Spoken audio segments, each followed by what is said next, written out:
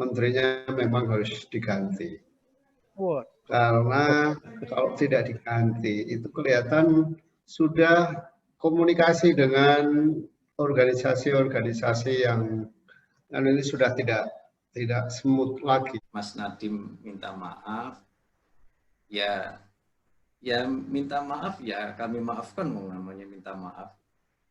Tapi kami bingung untuk kesalahan apa minta maaf kepada kami. Kami bingung terus terang saja. Menurut kami Mas Nadiem itu tidak punya kesalahan kepada Ma'arif. Kesalahannya Mas Nadiem itu kepada bangsa, negara, dan dunia pendidikan di Indonesia, bukan kepada Ma'arif. Menemui kan langsung Pak Sekretaris Umum, tapi saya menangkap bahwa Muhammadiyah tetap konsisten dengan keputusan itu. Baik itu mundur dari POP maupun tidak terlibat dalam urusan evaluasi lanjutan. Karena kami melihat bahwa evaluasi lanjutan itu adalah urusan internalnya Kemdikbud. Jadi kita kan yang menyiapkan Kemdikbud, yang ketika ada kegiatan itu kesiapannya dari sana. Kita tidak ikut menyiapkan, mengevaluasi nanti malah nggak jelas.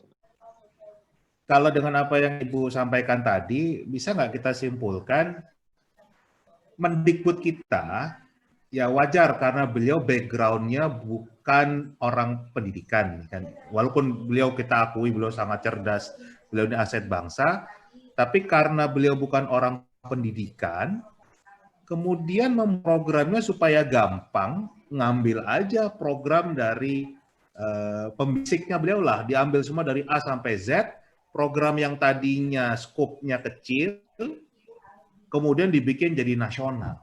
Kira-kira gitu nggak? Bisa kita simpulkan gitu nggak? Kalau Ibu mengalami ini ya? Itu bisa begitu kesimpulannya. Nah, belakangan ini ribut-ribut, banyak orang meributkan tentang konsep merdeka belajar dan organisasi penggerak dan guru penggerak. Itu kami sebetulnya sudah nggak heran, bukan sesuatu, bukan something new, bukan sesuatu yang yang seolah-olah sebuah jargon yang revolusioner. Kami itu udah 3-4 tahun yang lalu kami dengar. Jadi itu sudah tidak asing lagi. Karena apa? Karena kami sebelumnya sudah ikut terlibat di banyak kegiatan yang dipelopori oleh lembaga sekolah swasta tersebut. Merek itu brand itu luar biasa nilainya. Di dunia ada 2 jenis, namanya yang pertama ambassador brand, yang kedua ambassador goodwill. Kalau Lionel Messi menjadi ambasador merek atau ambasador brand, itu dibayar luar biasa karena dia akan mempromosikan merek. Tetapi kalau si putri kecantikan sedunia atau Priyanka Chopra menjadi goodwill ambassador UNICEF, itu mereka justru mempromosikan goodwill dari UNICEF. Ini menurut saya ini menjadi berbahaya. Berbahayanya begini. Untuk Mas Menteri sendiri itu berbahaya karena beliau sudah menjadi brand ambassador untuk Merdeka Belajar. Yang pertama, kalau kita mau jalan terus dengan Mas Nadiem copot dulu merek dagangnya di kementerian. Karena apa-apa yang ada di itu dulu, kalau kita mau kolaborasi, jangan berikan satu keunggulan kepada yang lain gitu loh.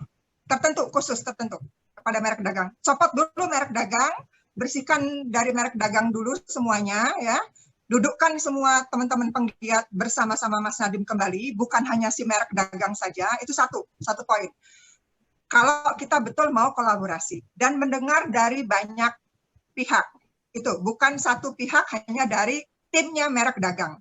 Itu kalau kita mau benar-benar kolaborasi, yang dimaksud kolaborasi dan merdeka, benar-benar mau merdeka mendengar dari pihak A, B, C, D, bukan hanya pihak yang positif atau dekat dengan Mas Nadiem. Itu jadi sebetulnya bukan hal yang baru Merdeka Belajar ini. Kalau hari ini dijadikan paten, seperti tadi yang diutarakan salah satu narasumber, itu juga menjadi pertanyaan untuk kita.